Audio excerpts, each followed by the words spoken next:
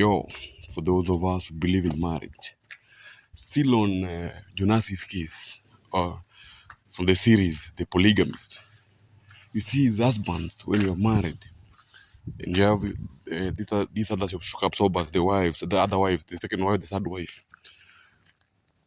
Ufai kupenda your slave queen, ama the last wife, more than your first wife.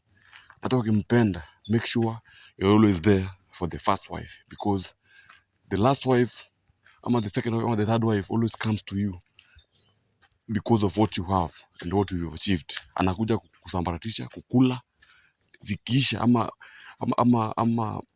afya yako kiharibika, anakuacha. That's the same way Lindani, the girl, the slave queen, the fourth wife in The Polygamist, alifanyia Jonasi, the guy.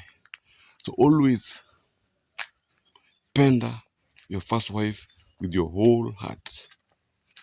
Lesson, please. And usiwahi mdespise, usiwahi mlenga.